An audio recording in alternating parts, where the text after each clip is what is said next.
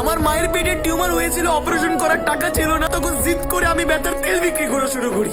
আমি মুম্বাই দিল্লি শহরে রাস্তাঘাটে ঘুরে ঘুরে, ফুটপাতে ঘুরে ঘুরে বেতার তেল বিক্রি করি। মানুষের হাতে লাথি খেয়ে, গুতা খেয়ে, গালি খেয়ে বেতার তেল বিক্রি করি।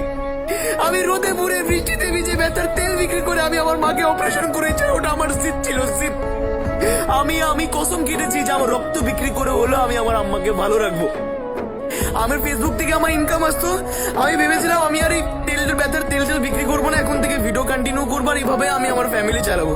কিন্তু কিছু মানুষের বদনজর, কিছু মানুষের হিংসার কারণে আমার আইডি নষ্ট হয়ে গিয়েছে। একটা আইডি নষ্ট হয়ে গেছে, ইটস ওকে। দুটো আইডি নষ্ট হয়ে গেছে, ইটস ওকে। ভাই, আমার মা 5 ওয়াক্ত নামাজ পড়ে, 5 ওয়াক্ত নামাজের সাথে আবার 8 রাকাত করে এক্সট্রা নফল নামাজ পড়ে তার সন্তানের শুভ কামনার জন্য। তাহলে মনে রাখবা, আমি তার সন্তান, আমি পড়ে তো যাবো কিন্তু ভাঙবো না। আমি জিদ, আমি দেখাবো আমি আমার জিদ। আমার আল্লাহ আমার মাকে ভালো রাখবে, কিন্তু আমি তার উসিলা হব। একদিন আমার বংশ, আমার জাত, আমার গ্রাম, আমার শহরের প্রতিটা মানুষ আমার মাকে সম্মান করবে, রেসপেক্ট করবে, আর ওটাই আমার কাছে সফলতা হবে। শুধু আমার আল্লাহর কাছে একটাই চাওয়া, আল্লাহ আমার আম্মাকে নেক হায়াত দান করো।